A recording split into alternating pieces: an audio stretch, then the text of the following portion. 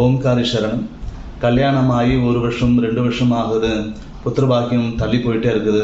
Doctor போய் பார்த்தா உங்களுக்கு எல்லாமே நல்லா இருக்குது, 2 பேருமே ஆரோக்கியமாக இருக்கிறீங்க, கண்டிப்பாக சீக்கிரம் நல்ல செய்தி வரும் அப்படின்னு சொல்லி கடவுள் வேண்டிங்கன்னு கூட சொல்லுவாங்க. நீங்கள் ஒரு எளிமையான பரிகாரம் பண்ணலாம்.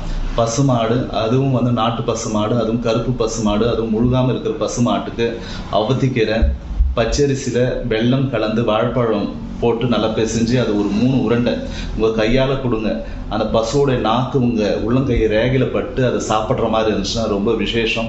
அவத்திக்கீரை அருகம்புல் கொடுத்து அதுக்கு புண்ணாக்கு வாங்கி கொடுத்து நீங்கள் 9 முறை அதை பிரதர்ஷனம் பசுமாட்டுடைய கோமுகம் சொல்கிற அந்த வால் பகுதி அந்த தொட்டு நமஸ்காரம் பண்ணி எனக்கு புத்திரபாகம் வேண்டும், எல்லா தோஷம் தீரும்னு சொல்லி வேண்டிக்கிட்டிங்கன்னா உங்கள் வாழ்க்கையில் கண்டிப்பாக புத்திரபலத்தோட நீங்கள் ஆனந்தமாக உங்கள் கணவன் குழந்தையோட மகிழ்ச்சியாக வாழ்வீங்க.